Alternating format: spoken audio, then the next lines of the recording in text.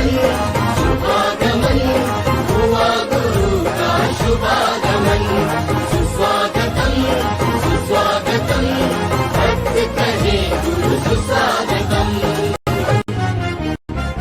बड़े भाग्य से बड़े पुण्य से मिला गुरु का चातुर्मास। बड़े भाग्य से बड़े पुण्य से मिला गुरु का चातुर्मास। वर्षा योग में धर्म की वर्षा रचेगी एक स्वर्णिम इतिहास।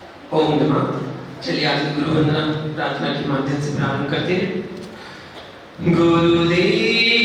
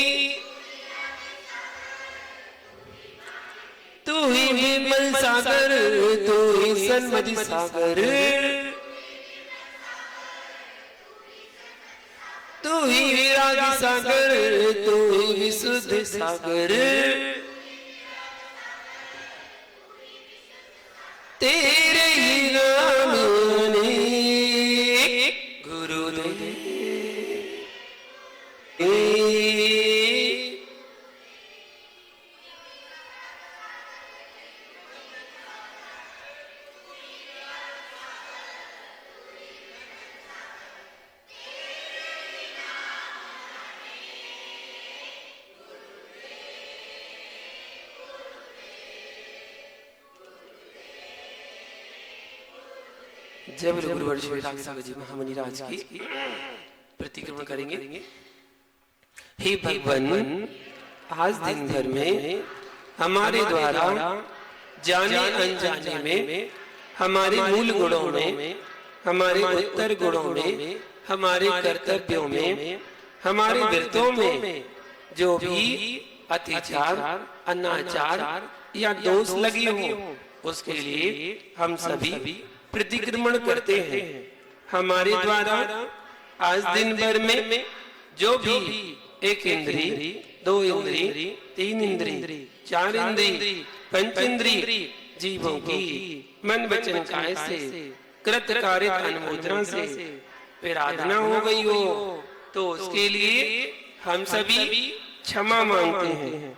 हमारे द्वारा आज दिन भर में जो भी क्रोध किया गया हो, मान किया हो, मायाचारी की हो, लोभ किया हो, हिंसा की हो, झूठ बोला हो, चोरी की हो, कुसेल किया हो, परिग्रह जोड़ा हो, सख्त व्यसन किए हो, देवी सास गुरु की निंदा आलोचना की हो, किसी मुनिराज की निंदा में कोई सहयोग किया हो, मेरे द्वारा जिन धर्म की अप्रभावना हुई हो, उसके लिए हम सभी मन वचन काया से क्षमा मांगते हैं। हमारे सारे पाप मिथ्या हो। हे भगवान, आज दिन भर में हमारे द्वारा खाने में, पीने में, चलने में, फिरने में, उठने में, बैठने में, सोने में, बोलने में, घर के काम करने में यदि किसी जीव को दुख हुआ हो, कष्ट हुआ हो, पीड़ा हुई हो, वेदना पहुंची हो, घात हुआ हो, तो उसके लिए हम सभी मन वचन काया से सभी जीवों से क्षमा मांगते हैं। सभी जीव हमें क्षमा करें, हम भी सभी जीवों को क्षमा करते हैं। तस्मिच्छामि दुक्कडम, तस्मिच्छामि दुक्कडम, तस्मिच्छामि दुक्कडम। भगवान को नमस्ते करेंगे। हे त्रिलोकीनाथ भगवान, हे देवादिदेव भगवान, हे वीतरागी भगवान, ढाई दीप में विराजमान 3 कम 9 करोड़ मुनिराजों को हमारा बारंबार पूज्य गुरुवर विराग सागर जी, विशुद्ध सागर जी को हमारा बारंबार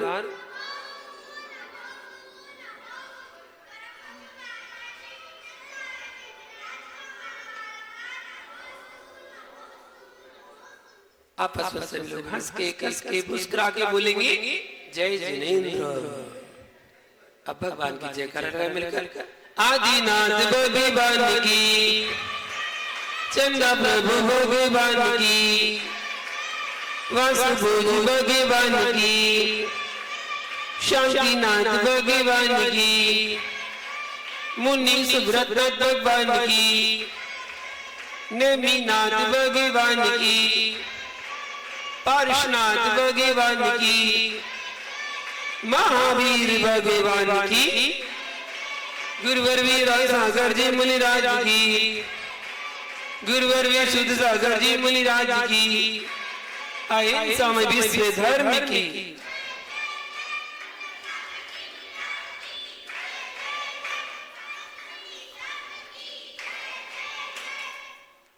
ओम शांति।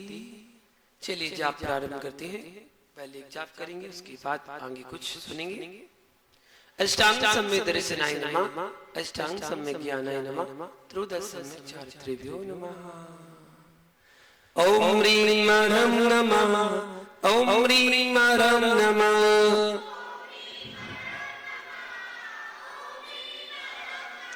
ओम ह्रीं मरं नमः, ओम ह्रीं मरं नमः,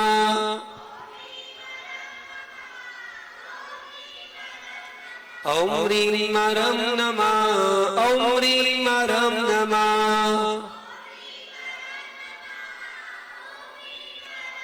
ओम ह्रीं मरं नमः, ओम ह्रीं मरं नमः,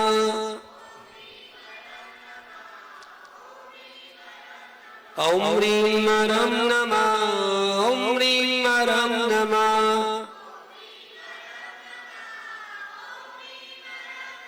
ओम ह्रीं मरं नमः, ओम ह्रीं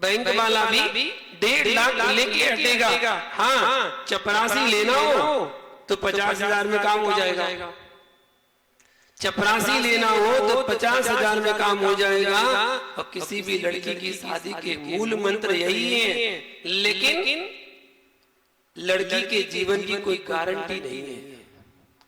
लड़की के जीवन की कोई गारंटी नहीं है। इतना सुनते ही मास्टर जी फूट फूट कर रोने लगे। हाय मेरी तो किस्मत ही फूट गई, हाय मेरी तो किस्मत ही फूट गई, जो एक की जगह 3-3 लड़की हो गई।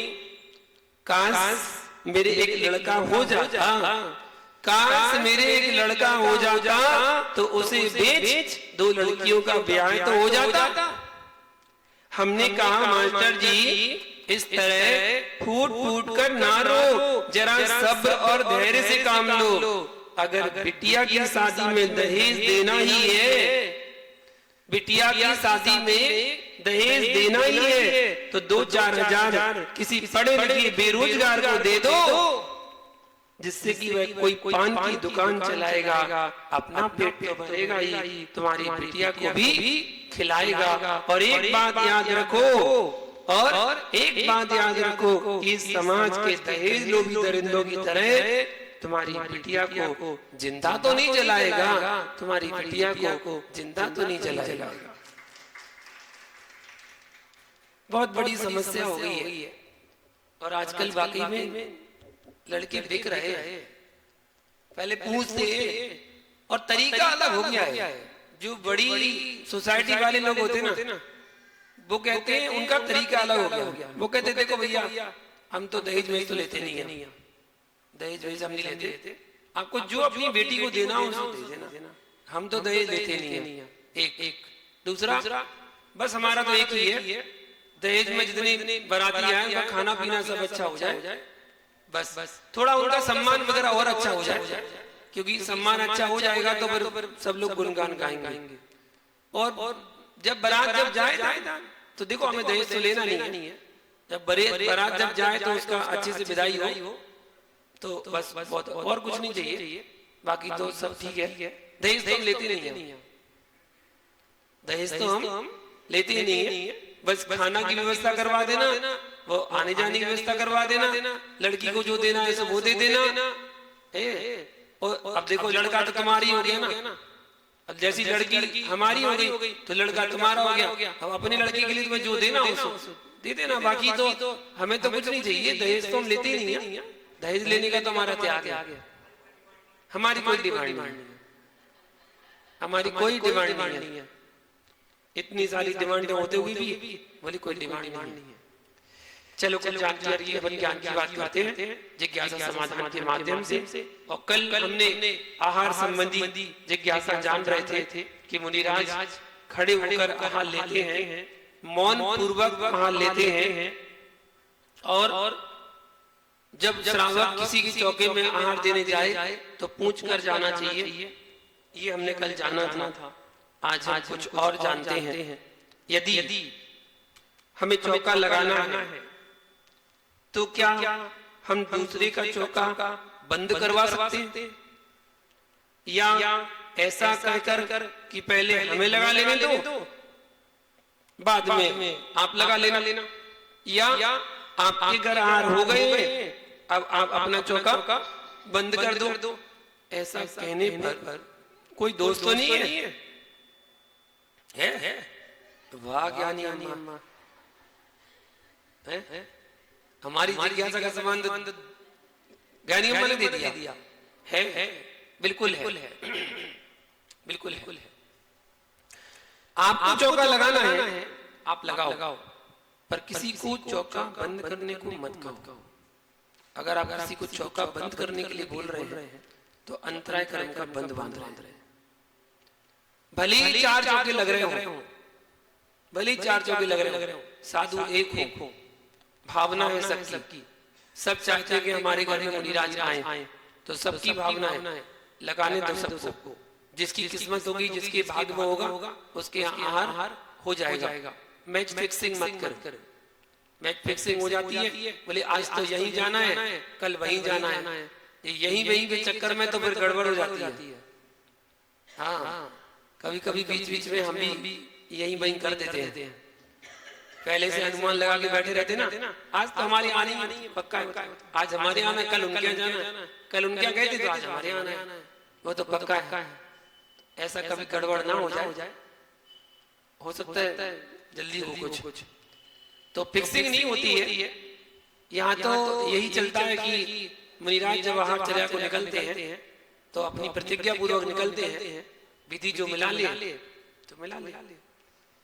बड़े आसान तरीके से आप मुनिराज को पड़गान करके अपने यहाँ बुला सकते हैं, लेकिन क्या करें, पड़गान करने में तू में हो जाती है, तू में हो जाती है। वो कहता 2 4 5 1 7 ऐसे तुक्के मारते हैं। और आज तो मुझे भी देख के हंसी आ रही थी, कर क्या रहे हैं लोग, कर क्या रहे बिना मतलब में, बिना मतलब में जो चीज देखी नहीं जा रही है उस चीज को लिए जा रहे हैं। हमारे बगल में कोई खड़ा हुआ था, दाईं तरफ इस तरह कोई खड़ा हुआ था, तो वो लगे जोड़ी से कलश ले लो ना, तुम लोग सुनते काहे नहीं है, जोड़ी से कलश ले लो। हम कह रहे कलश को तो हम देख भी नहीं रहे, अब ये कह रहे कलश ले लो। हमने कहा ये तो और बढ़िया काम होने वाला है। तो पहले देखा करो कि किस तरह मुनिराज देख रहे हैं, विधि आसानी से मिल जाती है, कोई कठिनाई नहीं होती है, हड़बड़ाना नहीं चाहिए, घबराना नहीं चाहिए, विधि तो आराम से मिल जाएगी। कोई ऐसी विधि तो लेकर तो आई नहीं है कि जो आपके मौजूद ही नहीं हो, और अभी तो फिलहाल ऐसी विधि लेके आएंगे भाई जो तुम्हारे मौजूद होगा, उसके बाद भी अगर ना मिला पाओ तो फिर आपकी किस्मत, हमारी किस्मत नहीं, आपकी किस्मत। तो जब कभी आपको चौका लगाना है तो किसी का बंद मत कराइए चौका, किसी का नंबर है, आप उसके भावों को तोड़ रहे हैं, उससे कह रहे तुम मत लगाओ अभी हम लगा ले रहे हैं, तुम बाद में लगा लेना। क्या पता उसने उत्कृष्ट भाव बनाए थे चौका लगाने के, और आपने उसका चौका बंद करा दिया, आपने अंतराय कर्म का बंद कर लिया, और इसका फल जरूर मिलेगा। यदि तुमने मना कर दिया तो उसकी तो दान का फल मिलेगा, उसको तो दान का फल मिलेगा, पर तुम्हें अंतराय कर्म का बंद हो जाएगा। अपने अपने भाग्य को आजमाना चाहिए, लेकिन किसी को रोकना नहीं चाहिए।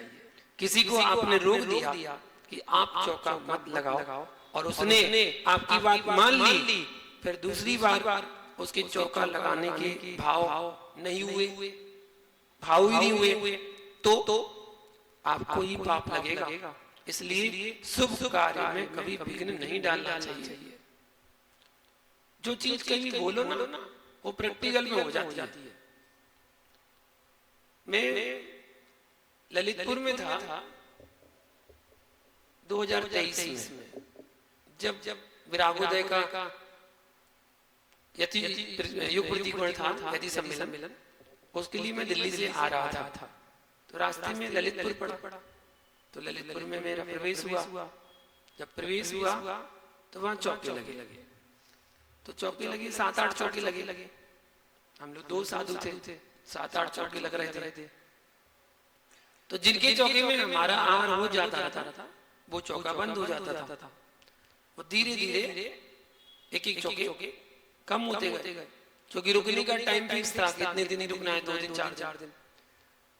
लास्ट में 2 चौके लगे हुए थे। 2 चौके में, एक चौके में आहार हो गया था। अब अगले चौका एक और चौका था। इतने में तीसरे चौका वाला लगाने के लिए आ गया, उसका नाम की वो हमारा भी कल चौका लगेगा, तो बोर्ड पर लिखा जाने लगा, उसका नाम लिखा गया।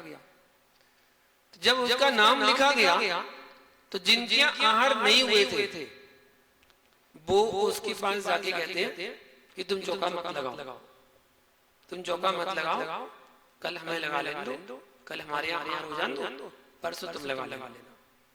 बोले उनके यहाँ तो जाएंगे नहीं, उनके यहाँ तो हो गए मुनिराज के, बड़े मुनिराज के हो गए, आप कल हमारे यहाँ हो जाएंगे, कल तुम मत लगाओ। ठीक है बोले जी, कोई बात नहीं। उन्होंने उनकी बात मान ली और चौका बंद कर दिया, नहीं लगाया। अगले दिन क्या हुआ, पड़गान के लिए खड़े हुए थे, उठे निराज दोनों। एक मुनिराज पड़क गए, जिनके यहाँ हमारा हो चुका था, उनके यहाँ हो गया। अब एक ही चौका बचा, क्योंकि 2 ही चौके लगे थे। अब उस चौके में हमारी जो विधि थी वो विधि मिली नहीं। 1 राउंड हो गया, 2 राउंड हो गया, देखते देखते तीसरा राउंड हो गया। अब 3 राउंड में विधि नहीं मिली, और विधि नहीं मिली तो उनका चौका खाली गया और हमारा उपवास हो गया। उस दिन विधि नहीं मिली तो उपवास हो गया।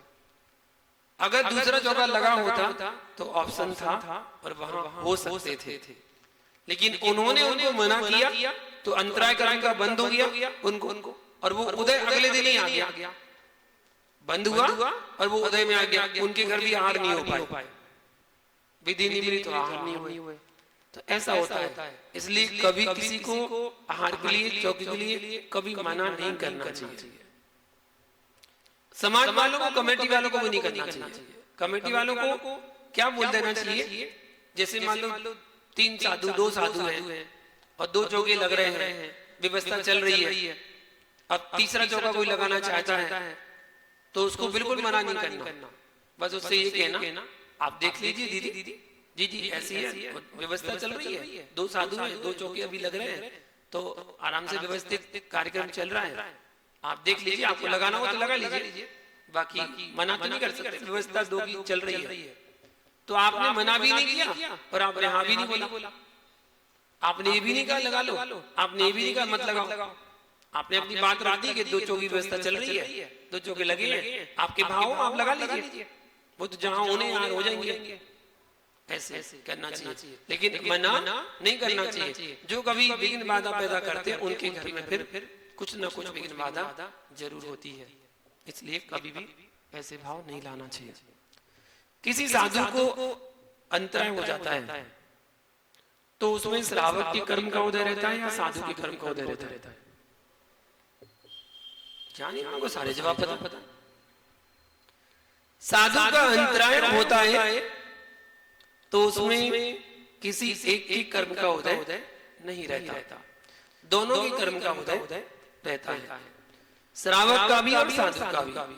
श्रावक का दान अंतराय कर्म का उदय रहता है और साधु का लाभ अंतराय कर्म का उदय रहता है। श्रावक देना चाहता है पर दे नहीं पाता, साधु लेना चाहता है लेकिन ले नहीं पा रहा है। दोनों का कर्म का संयोग एक साथ बैठता है, तब जाके अंतराय होता है। क्या कोई मुनिराज अपनी अंजलि से आहार गिराकर श्रावक को दे सकते हैं? नियम तो यही कहता है कि नहीं दे सकते हैं। अगर देते हैं तो अंतराय भी हो सकता है, तो नहीं देना चाहिए।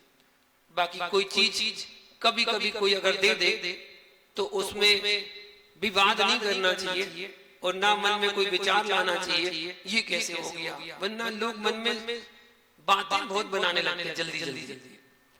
कोई चीज हो सकती है कि जो उनको उचित नहीं लग रही है खाने में, अगर वो वस्तु को खाएंगे हो सकता है उनका स्वास्थ्य बिगड़ जाए और बमन भी हो सकता है।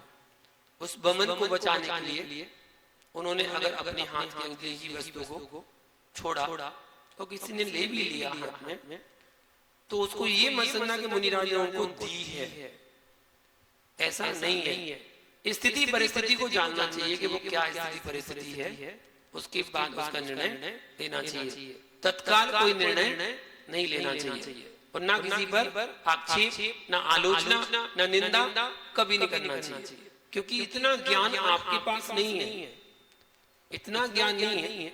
भले आपको ज्ञानी कहा जाए तो उसके मतलब ये नहीं कि आप केवल ज्ञानी हो गए, इतना ज्ञान नहीं है कि आप सही गलत का निर्णय कर पाए।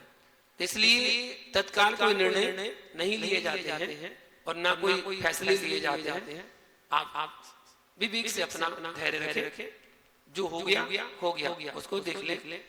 अब उसके बाद अगर आपके मन में जिज्ञासा होती है तो आप पूछ सकते हैं, मुनिराज क्या वो चीज अच्छी नहीं थी, क्या कड़वी थी, या खराब थी, खाने योग्य नहीं थी, वो आप बाद में जिज्ञासा कर सकते हैं, लेकिन उस समय तो आपको शांत रहने बुलाइए। उत्तम तो यही है, साधु कभी किसी को कुछ नहीं देता, यह क्रिया आगम सम्मत नहीं है। ना श्रावक को मांगना चाहिए और ना साधु को देना चाहिए। यदि श्रावक मांगता है और साधु ने दे दिया तो साधु को देने के बाद अंतराय मानकर बैठ जाना चाहिए, क्योंकि 32 अंतरायों में एक पिंड हरण नाम का अंतराय भी है। लेकिन पिंड हरण नाम का अंतराय में विशेषता रहती है कि आपकी अंजलि में जो भी वस्तु है, आपकी अंजलि खाली नहीं होना चाहिए। अगर अंजलि खाली हो गई तो अंतराय हो जाएगा। जैसे उदाहरण के तौर पर आप कोई वस्तु दे रहे थे और देते समय मुनिराज की अंजलि किए हुए थे और आपने दिया और वो अंजलि में टच हुआ, स्पर्श हुआ और नीचे गिर गया और अंजलि खाली थी, उस अंजलि में और कुछ भी नहीं था, स्पर्श हुआ और गिर गया, तो पिंड पतन नाम का अंतराय हो जाता है। 32 अंतरायों में एक अंतराय ये भी होता है। एक होता है काकहरण अंतराय। काकहरण अंतराय क्या कहलाता है कि आपने कुछ दिया, मान लो गिलास दिया और बगल वाले ने एक गिलास नहीं देना था, आपने तुरंत उसको उठा लिया वापस। ऐसा दिया कि बिल्कुल छोड़ नहीं पाए थे, स्पर्श हुआ और तुरंत किसी ने टोक दिया, अरे गिलास नहीं देना था, और तुरंत आपने उसको उठा लिया, अंतराय हो जाएगा। अगर स्पर्श कर गई उंगलियों में तो अंतराय हो जाएगा, वो कहलाता है काकहरण अंतराय। आपकी अंजलि में से किसी ने कुछ उठा लिया तो वो अंतराय कहलाएगा। ऐसे अंतराय होते हैं। 32 अंतराय है। मूलाचार ग्रंथ में आप जब पढ़ेंगे आप अरे ये भी होता है, अरे ऐसा भी होता है। अभी तो आप केवल इतना जानते, कोई जीव आ जाए तो अंतराय, बाल आ जाए तो अंतराय, बस इसके अलावा कुछ नहीं जानते। बहुत सारे अंतराय ऐसे हैं जो आप सोच भी नहीं सकते, कल्पना भी नहीं कर सकते, वैसा भी अंतराय हो जाता। चौके में अगर आपने खून हड्डी मांस का नाम ले लिया तो अंतराय हो जाएगा। और लोग भावुकता में बह जाते हैं, चलते नहीं है, बह जाते हैं भावुकता में। सो कहते अरे मुनिराज आहार अच्छे से लिया करो, क्या हड्डी दिख रही है आपकी, हड्डी दिख रही है। सुबह भावना में बह जाते हैं सो बोल देते हैं, सो कभी कभी गड़बड़ हो जाती है। इसलिए भावना में मत बहा करो, और जो है सामने दिख तो रहा है, अब क्या उन्हें बताना जरूरी है क्या? अब एक आदमी ज्ञानी आए जो कह रहे हमारा मध्य मास मधु का त्याग है। लो का जरूरत थी बताने की भैया, तुमने बताई या तो अंतराय हो गया। बोले हमारा मध्य मास मधु का त्याग है। चौके में मास शब्द का प्रयोग नहीं लेना चाहिए। तो बहुत सोच समझ के अगर आपको विवेक नहीं हो तो क्या करना चाहिए? उत्तम तुम ही बोल लो भैया, जो बोलना से तुम ही बोल लो, तुम ही ज्ञानी तुम ही बोलो, हम तो भैया चुप बैठे, अभी कुछ गड़बड़ हो गई तो बस। हाँ, क्योंकि गड़बड़ ना अनजानों से नहीं होती है, ज्ञानियों से होती है। जो ज्यादा ज्ञानी होते ना उन्हीं से गड़बड़ होती है। अनजाने लोग तो उन्हें पता नहीं है तो वो चुपचाप रहते, भैया शांति से रहो, आराम से बस देते रहो, कोई दिक्कत नहीं। सब में शिविर में हुआ था मेरे साथ। मैं बस वंदना करके आया, उस समय बहुत थक गया था, शायद क्षुल्लक अवस्था की बात है। क्षुल्लक अवस्था में 4 बजे वंदना करने गया मैं, और 10 बजे वंदना करके नीचे भी आ गया वापस, वंदना करके वापस। अब 10 बजे आ गया तो 10:30 तक मैं शुद्धि के लिए उठना था, आहार के लिए उठ गया। थकान तो थी, पूरे 27 किलोमीटर की यात्रा हुई। पहुंचे 20 पंक्ति में पड़गान, पहुंचे 20 पंक्ति में, आहार के लिए बैठे, एक गिलास ले पाए थे, दूसरे गिलास में अम्मा जी आई, ज्ञानी थी। सो गर्मी है, अंगूर अच्छे से ले लो। इतना बड़ा कटोरा लाई दी, उनने मुट्ठी भरी और हमारे पात्र में लो मंसूरी मजूदी का शुद्ध है। अब हमने तो उन्हें देख भी नहीं पाया था, तो पात्र में तुमने बाद में देखा, पहले हमने ऊपर देखा, हम तो बैठे थे, ऊपर देखा अम्मा है, अच्छा कोई बात नहीं। फिर नीचे देखा इतना बड़ा बाल, इतना बड़ा बाल, हम निकालते चले गए। हमने दादी ये तुमने क्या करे, 27 किलोमीटर की यात्रा करके आए थे, सोचा अच्छा हो जाएगा, तुमने अंतरा कोई बात नहीं, चलो क्या कर सकते, अंतरा करके आगे वापस आ गए। तो जो ज्यादा समझदार होते हैं ना उन्हीं से गलतियां होती हैं, और जो ना समझ होते हैं उनको तो जैसा बता दो ना वैसे खड़े हो जाएंगे। उनसे कहते हो ऐसे हाथ कर पकड़ के खड़े हो जाओ। दो दाने देना, ठीक है, दो दाने देंगे, दो ही दो दाने देंगे वो। और ज्ञानी लोग क्या करेंगे, चम्मच भर के लो, चम्मच भर के, और उनको बोलते हैं दो देना है, ठीक है, दो देना है, खत्म। इसके अलावा कोई सवाल ही नहीं कि दो क्यों देना है, तीन क्यों नहीं देना, चार क्यों नहीं देना, भाई बता दिया दो देना है, दो ही देना है। ऐसा होता है। तो हर जगह थोड़ा सा विवेक रखना चाहिए, और साधु की 32 अंतराओं का ज्ञान भी होना चाहिए। एक बार समय मिलेगा तो आपको पढ़ाएंगे 32 अंतराएं, उसको भी आपको जानकारी होना चाहिए कि ऐसी स्थिति बन सकती है कि आपके घर में चूहा हो और आहार चल रहा हो और वो उचक के मुनिराज के पैर पे आ जाए, अंतराय हो जाएगा। बस केवल स्पर्श किया, अंतराय हो जाएगा। दिख गया तो अंतराय नहीं है, स्पर्श किया तो अंतराय होगा। ऐसे कारण बनते हैं। अगर मुनिराज आहारचर्या को जा रहे हैं और सामने से कोई पंचेंद्रिय जीव मरा हुआ दिख गया, अंतराय हो जाएगा। पंचेंद्रिय जीव दिखना नहीं चाहिए। इसलिए श्रावक का काम है, जो श्रावक चौके में छोड़ने जाते हैं, लेकर जाते हैं, उनको ध्यान रखना चाहिए, आगे आगे चलकर देखना चाहिए। अगर कोई जीव अगर डला हुआ है, मरा हुआ, तो वहां पर आड़ लेकर खड़े हो जाना चाहिए, जिससे मुनिराज को कोई चीज दिखे ना और वो सीधे निकल जाए। ऐसे खड़े हो जाना चाहिए। या बड़गाड़न के पहले ही एक राउंड मान लेना चाहिए कि जहां से मुनिराज को लेके जाना है वहां रास्ता पूरा साफ है। अगर कोई चीज डली हुई है, कोई मल आदि डला हुआ है या कोई जीव डला हुआ है, तो उसके ऊपर कुछ डलवा देना चाहिए। कपड़ा डलवा दो या गत्ता डलवा दो या रेती डलवा दो या कुछ भी ढक जाना चाहिए, वो दिखना नहीं चाहिए। ऐसी स्थिति में ऐसा कर सकते हैं, तो वरना अंतरंग कारण बन सकता है। कहीं जाना है, चौके में दूर जाना है और कहीं किसी की डेथ हो गई है, वहां से लेके मत जाना। अगर उसी गली से लेके गए, अंतराय हो जाएगा। रोने गाने की आवाज सुनेंगे, अंतराय हो जाएगा, मुद्रा वही छोड़ देंगे।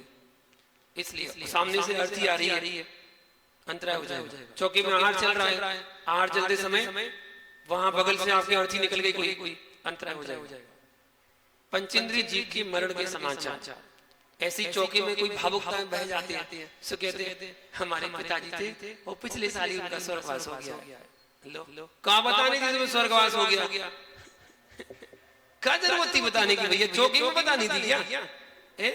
या आहार चल रहा हो तो आहार चलते समय जिस स्थान पर जिस जगह पर आहार हो रहा हो उस समय अपनी परिवारजन जो जा चुके हैं उनकी फोटो आदि माला आदि टड़ी हुई नहीं लगाना चाहिए, क्योंकि वो स्वर्गवासी हो चुके हैं। और अगर उनकी दृष्टि चली गई मुनिराज की तो वो अंतराय कर सकते हैं, क्योंकि उन्हें तुरंत उनकी मरण का समाचार स्मरण हो जाएगा। और उन्होंने उनको देखा हो तो बिल्कुल उन्हें स्मरण आ जाएगा कि इनको तो हमने देखा था, तो इसमें भी अंतराय कर सकते हैं। इसलिए अपने घर में उस स्थान पर जहाँ पर मुनिराज को खड़ा करना है वहां पर कोई फोटो आदि नहीं लगाना चाहिए, और ना ही कुछ उच्चारण करना चाहिए, ना ही कोई उनकी बात बताना चाहिए कि क्या हुआ था, कैसे हुआ था, कैसे चले गए थे। अगर बाई चांस आप बोल दिया तो उसमें भी अंतराय हो सकता है।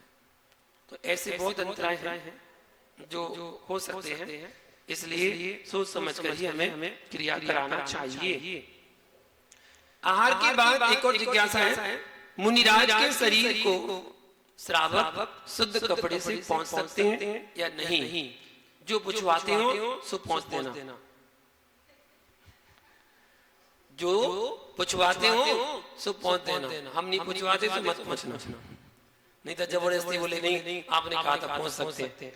श्रावक आहार के उपरांत मुनिराज के शरीर को साफ स्वच्छ कपड़े से पहुंच सकते हैं, इसमें कोई बाधा नहीं है, क्योंकि आहार करते समय मुनिराज के शरीर पर दूध, जूस आदि के, सब्जी आदि के छींटे आदि पड़ सकते हैं। यदि नहीं पहुंचेंगे तो चींटी आदि हो जाएगी, मक्खी आदि बैठेगी, चिपकेगी और वो काटेंगी, हो सकता है मर भी जाए।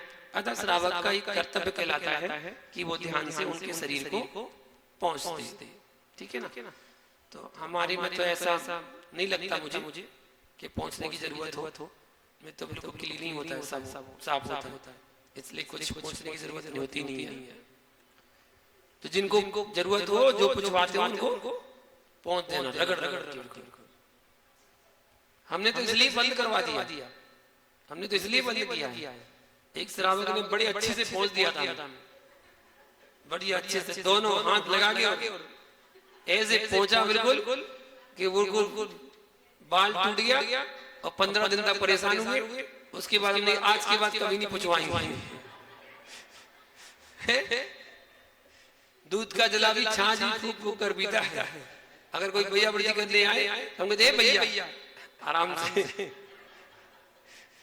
हाँ पता नहीं खिला देंगे। जो भैया वर्दी वाली है ना, ऐसे खिलाएंगे। ऐसे करने से क्या होता है, देखो ऐसे करेंगे, पता नहीं क्यों करते हैं ऐसा। कैसा करने से होता क्या है भाई, भैया वर्दी करना मतलब दबाना होता है, दबाओ अच्छे से। तो दबाने से समझ में आया भाई तुम भैया वर्दी कर रहे हैं, अब तुम हाथ फेरने से क्या होगा। अच्छा एक और रीजन देखो, पर्सनल रीजन बताया। ये लोग भैया वर्दी करने जो आते हैं ना, कहते हैं तेल नहीं लगवाते, तेल नहीं लगवाते। क्यों नहीं लगवाते मालूम? उसका रीजन सुनो क्यों नहीं लगवाते। ये लोग क्या कहते हैं, जब तेल लगवाओ ना, अगर कोई तेल लगाया तो भैया वर्दी करते ही नहीं है, फिर भैया वर्दी करते ही नहीं है, फिर तो ये तेल ही लगाते हैं बस। जो भी आएगा वो तेल ले लेगा हाथ में, भर भर तेल, और पोत पोत के चला जाएगा। जो भी आएगा पोत देगा। दूसरा आया उसने पोत दिया, तीसरा आया उसने पोत दिया, और पूरा ऊपर से नीचे तक पूरा तेल से पोत देते। पूरा ऐसा लगता है जैसे नहा दिया हो तेल से, इतना तेल पोतते हैं।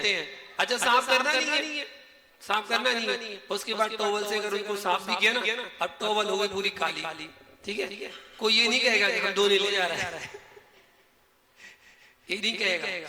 तो कहने का मतलब कि फिर भैया वर्दी नहीं होती, फिर बस तेल लगाया और ऐसा करते रहते हैं। भैया वर्दी होती है दबाना, हाथ पैर दबाना। अगर देखो शुरुआत सुबह 4 बजे से लेकर रात्रि 10 बजे तक मुनिराज की क्रियाएं चलती हैं। 18 घंटे तक वो बैठे ही रहते हैं। तो बैठने से उनकी कमर दर्द हो सकती है, हाथ पैर दर्द हो सकते हैं। फालतू लगा के बैठे रहते हैं तो उनके लिए भी दर्द हो सकता है। आप तो थोड़े से नच लिए, इधर चले गए उधर चले गए, थोड़ा सा डांस कर लिए, है ना, ऊपर नीचे हो लिए, तो आपके तो सब हो जाते हैं। अब मुनिराज क्या करें, तो इसलिए हाथ पैर दबाकर भैया वर्दी होती है, ना कर पुचकार के होती है। हाँ पुचकार ही होती है। कुछ लोग तो बिल्कुल ही पुचकारते हैं। हाँ अब जैसे कभी कोई हवा करता है ना, तो मैं हवा करने मना कर देता हूँ। क्यों कर देता हूँ, उसका रीजन सुनो। पंखा ले लिया,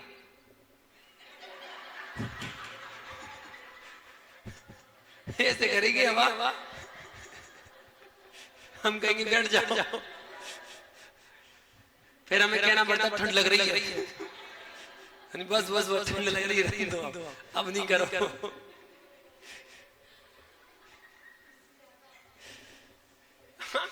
हवा लगे तो कम से कम, हवा करी रहे तो हवा करी लो, नाम का नाम कर रहे।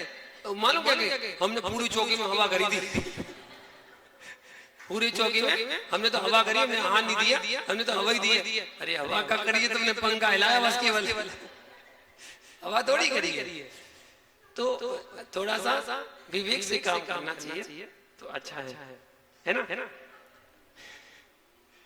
एक और जिज्ञासा बताओ, मुनिराज तुम महाव्रती, ठीक, परिग्रह के त्यागी होते हैं, है ना। कुछ लोग ज्यादा ज्ञानी होते, कहते मुनिराज चश्मा लगाते ना,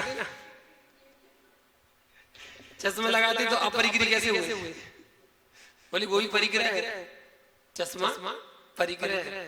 ज्यादा ज्ञानी लोग ऐसे होते हैं। ये बात बिल्कुल सही है वैसे तो, कि दिगंबर जैसे मुनि अपरिग्रहधारी होते हैं। यदि चश्मा शौक के लिए लगा रहे हैं, शौक के लिए चश्मा लगा रहे हैं, या सुंदर लगने के लिए, अच्छे सुंदर दिखें, चश्मा बिल्कुल टिप टॉप हैंडसम ऐसे दिखे, उसके लिए लगा रहे हैं, तो परिग्रह की कोटि में आता है। और यदि नेत्र की पीड़ा का परिहार करने के लिए लगा रहे हैं, उसे दूर करने के लिए, जैसे दूर का दिखता नहीं है या किसी को पास का नहीं दिखता है, वो कारण है। उसके लिए अगर चश्मा लगा रहे हैं तो उसको चश्मा जो है परिग्रह की कोटि में नहीं आता। मेरा अगर चेक करना हो तो चेक कर लेना दूर का। बता देता हूँ भैया पहले से हो जाता, मेरे साथ कई बार हो जाता ना, तो बता देता हूँ आपको, कभी कभी याद आ जाता। एक बार मुझसे किसी ने कहा अरे ये मुनिराज था ना, गुजर होती तो मेरे पास पता चली जाता, आई जाती ये मुनिराज था ना, कंघी करते हैं बालों को ना, कंघी करते हैं, इनके बाल देखो ऐसे लगता है जैसे कंघी करके आए हो, बिल्कुल सेट हो गया था, बिल्कुल सेट होते, इधर उधर भी नहीं होते, तो वो कंघी करके आते हैं। तो अब मेरे पास खबर आई, तो मैंने फिर एक बार क्या किया, सभा में मैंने भैया मेरे पास कोई कंघी नहीं है, वरना मैं कंघी करता हूँ, मेरे बाल जो सेट है ना, वो हमारी उंगलियां ही कंघी कहलाती हैं, ये उंगलियों से कंघी हो जाती है। बताऊं कैसे? तो मैंने बाल ऐसे करके और फिर तुरंत उन्हें ऐसे करके दिखा दिया, ओले बिल्कुल सेट हो गए। तो बिना आईना बिना कंघी आपने तो बिल्कुल सेट कर दिए, अब दोबारा मत कहियो। और जिन्होंने कहा था सो उनको हमने खबर पहुंचा दी, समझ में आ गया क्या हुआ, बाकी सही है। तो ऐसा नहीं है बिना देखे बिना समझे कभी किसी मुनिराज पर कोई आक्षेप नहीं लगाना चाहिए। आपको ज्ञान नहीं है तो आप अपने कर्मों का बंध मत बांधो। अगर कर्मों का बंध बांध लिया तो वो कर्मों का फल आपको भोगना पड़ेगा, है ना। क्योंकि देव शास्त्र गुरु की अवर्णवाद करने से जो कर्म का बंध होता है वो निधत्ति निकाचित कर्म बनते हैं, और वो कर्म आपको फल भोगना ही पड़ता है, वो कटते नहीं है। इसलिए बिना मतलब में क्यों कर्म बांधो भाई, उनकी क्रिया वो जाने, वो करे। हमें तो मुनिराज के दर्शन करना है, दर्शन करो, नमस्ते करो, अपना पुण्य कमाओ, ठीक है ना। चलिए समय हो गया, आज के लिए इतना ही। आपको कल और बताएंगे मुनिराज से संबंधित जिज्ञासा। थोड़ा कल हंस लियो, आज ज्यादा नहीं हंसो। कसाय आहुड़ ग्रंथ के लेखक कौन है? ओम आंटी मोहन चंद्र। कसाय आहुड़ ग्रंथ के लेखक कौन है बताइए, दो में से कोई बता। हाँ बिल्कुल गलत जवाब, यही याद किया तुमने। ममता जी तक नहीं मारी, मैं फिर मारी तो नहीं पूछेंगे, नहीं मारी चलो बताओ। आचार्य नहीं, गणधर स्वामी कोई नहीं है। कुछ सुधार दो, सुधार करिए।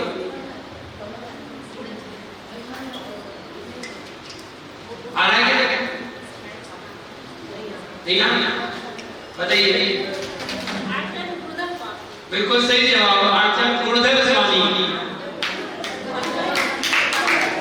वो है गुरुधर स्वामी। चलिए अगला क्वेश्चन सुनिए, आपको बताना है 24 तीर्थंकरों के कुल कितने गणधर होते हैं? 24 तीर्थंकर के कुल कितने गणधर थे? अभी वर्तमान में कितने गणधर थे? आज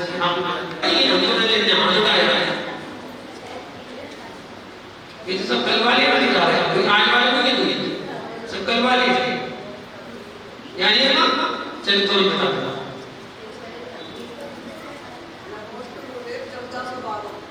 तुमने गिरे थे क्या? पक्का आदिनाथ के, अजितनाथ के, समानाथ के,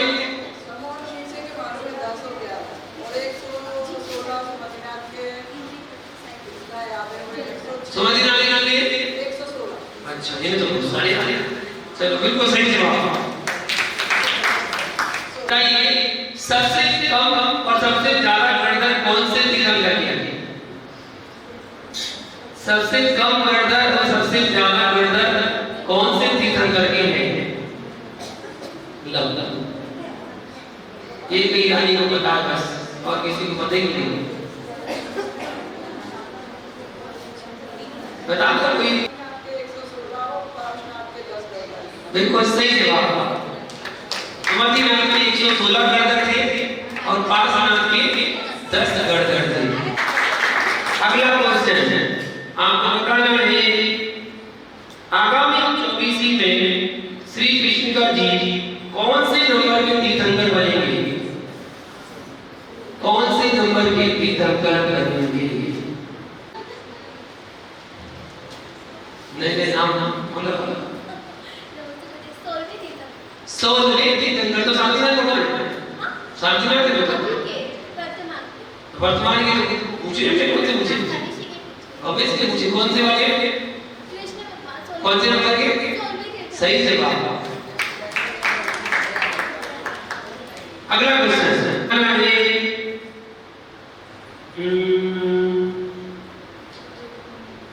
देश का सर्वोत्तम राजनेता का पद मिलने पर आपका उद्देश्य क्या होगा? आपका उद्देश्य क्या होगा या क्या होना चाहिए? देश का सर्वोत्तम राजनेता का पद आपको मिल जाए तो आप क्या करेंगे? बताओ। चंद्रनी को भी आ रहा है, चलो बताओ। कल किसी को भी नाम दोनों को नहीं। हाँ चलो बताओ। जय हो जाओ। किस चीज की? हिंदू मुस्लिम सिख ईसाई किस चीज की? बताओ। क्या जी याद करे थे ना क्वेश्चन? उस दिन तो कह रहे थे ना हमने पूरी क्वेश्चन याद करे थे। 51 वाला के लिए सिर्फ चैटिंग बताने के लिए 51 वाला के लिए होगी। हाँ बेटा बताओ। जिन धर्म की प्रमाणना करेंगे। बिल्कुल सही जवाब। बहुत अच्छा। बहुत दिनों से दुकान चल रही थी।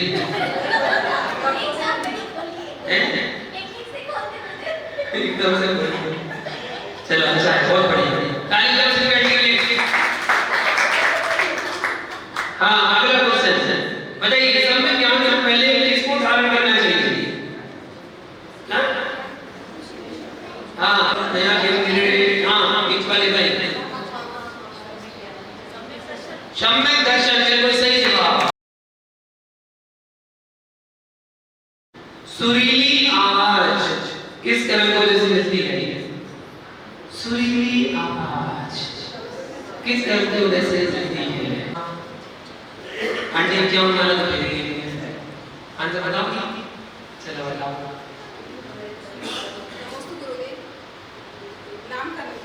क्या क्या और कितनी करोगी? क्या उनको भी रोगी? कितना बड़ी होगी? वो तो भी धीरे कर जाएगी। आंसर सोचो। आंसर सही सोच ले दूसरे पर।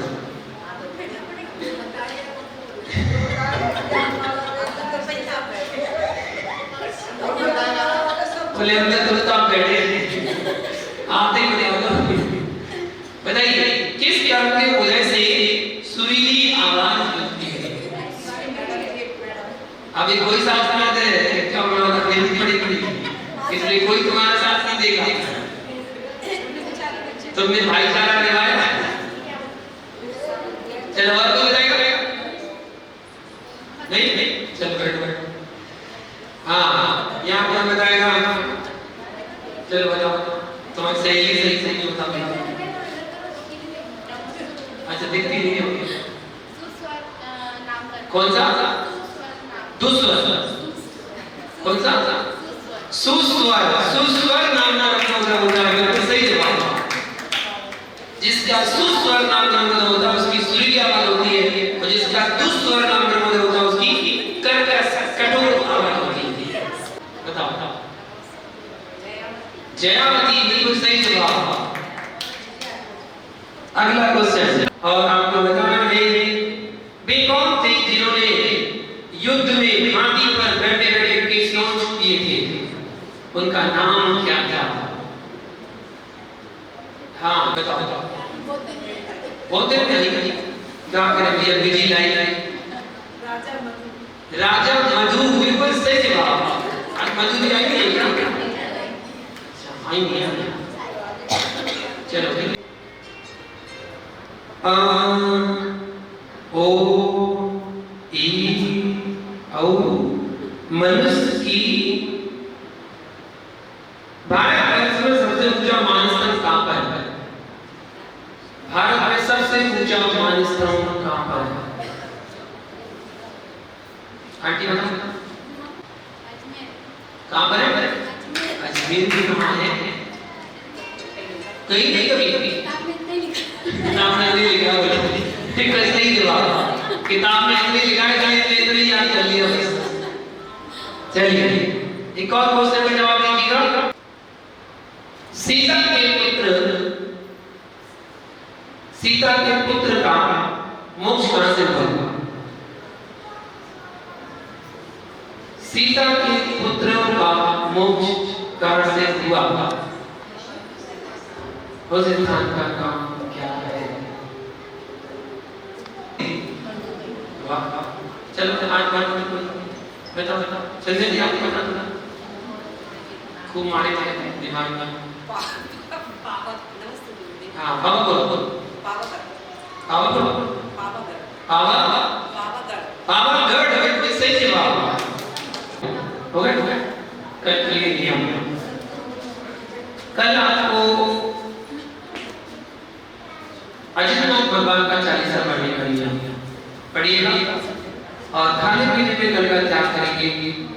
कल आपको चने खाने का त्याग है। जब मुझे शांतिनाथ आज के प्रश्न